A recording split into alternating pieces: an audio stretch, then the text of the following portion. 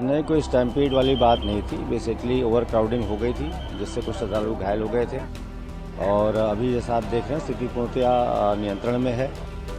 जी हाँ, सुना आपने। ये एसएसपी प्रयागराज हादसे के करीब 6-7 घंटे बाद बता रहे हैं कि स्टैम्पेड यानी भगदड़ जैसी कोई बात नहीं, सिर्फ ओवर क्राउडिंग हुई थी, जिससे कुछ लोगों की तबीयत बिगड़ गई थी। लेकिन अब हालात काबू में है, जबकि असल में एक साथ 2 नहीं 3 जगह पर, यानी संगमनोज, झूसी के इलाके और ओल्ड जीटी रूट पर भगदड़ जैसे हालात बने। कई लोगों की जान जा चुकी है, लेकिन प्रशासन अब तक 30 मौत के आंकड़े तक ही पहुंच पाया है, जबकि 4 PM न्यूज के मुताबिक स्टिंग में उनके 58 शवों के नंबर कैमरे में कैद हुए हैं।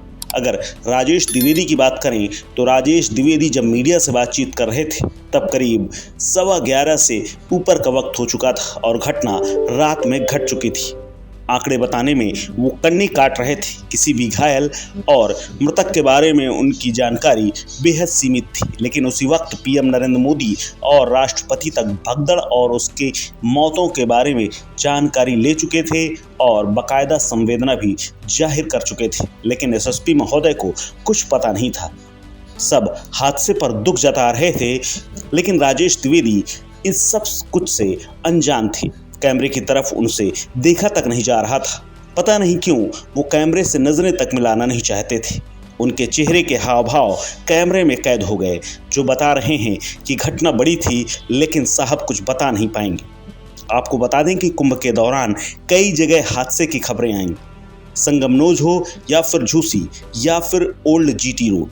दरअसल ओल्ड जीटी रूट की तरफ से बड़ी संख्या में श्रद्धालु मेला क्षेत्र जा रहे थे। इसी दौरान मुक्ति मार्ग के पास एक मंडलेश्वर की गाड़ी गुजरने की बात कही जा रही है। इसी दौरान कुछ महिलाओं को चोट लगी, वो गिरी और गाड़ियां रौंदते हुए निकल गई। इसके बाद भगदड़ जैसी स्थिति बनी और कई लोगों की मौत हो गई। इस पूरे हादसे में एक बच्ची की भी जान गई है। कुछ लोगों का कहना है कि इलाके के तमाम लोगों ने मदद की और स्वरूप रानी मेडिकल कॉलेज में सबको भर्ती कराया गया। हालांकि SSP समेत तमाम पुलिस अधिकारी और प्रशासनिक अधिकारी इस पूरे मसले में कई घंटों तक चुप्पी साधे रहे। हालांकि हादसे के करीब 15-20 घंटे बाद DIG प्रयागराज सामने आए और 30 मौतों की बात बताई, 60 घायल बताए।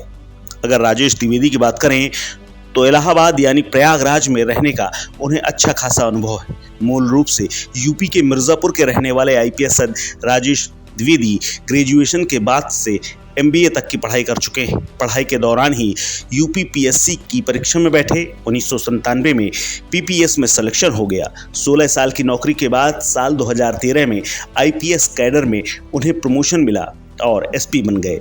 30 मई 1959 को पैदा हुए राजेश द्विवेदी की शिक्षा दीक्षा इलाहाबाद यूनिवर्सिटी से हुई है और करीब 15 साल से ज़्यादा वक्त उनका प्रयागराज में ही गुजरा है। वही नौकरी की बात करें, UP STF में सेवा देने के अलावा कई जिलों में वो DSP, एडिशनल SP और जिला पुलिस कप्तान भी रह चुके हैं। रामपुर के SP रहे हैं और महाकुंभ में SSP बनने से ठीक पहले उनकी पोस्टिंग हरदोई जिले में थी, जो कि लखनऊ के करीब है। माना जा रहा है कि राजेश द्विवेदी की पूरे शासन प्रशासन में अच्छी पकड़ है और इसीलिए उन्हें उनके गृह जनपद के पड़ोसी जिले प्रयागराज में पोस्टिंग मिली थी और जिम्मेदारी बड़ी थी। लेकिन साहब को देखिए कैसे अपनी जिम्मेदारियों को निभा रहे थे। कितना बड़ा हादसा हो गया और उन्हें भनक तक नहीं लगी। नहीं, कोई स्टैम्पीड वाली बात नहीं थी। बेसिकली ओवर क्राउडिंग हो गई थी, जिससे कुछ श्रद्धालु घायल हो गए थे। और अभी जैसा आप देख रहे हैं, स्थिति पूर्णतया नियंत्रण में है। किसी भी अफवाहों पर ध्यान न दिया जाए। मेरी अपील है श्रद्धालुओं से कि जहां भी जिस रास्ते से आए हैं, जो भी तमाम घाट उनके लिए खुले हुए हैं, उसमें स्नान करें और सुगमता से अपने घर जाएं। इस खबर में फिलहाल इतना ही। अपडेट्स के लिए बने रहिए वन इंडिया हिंदी के साथ।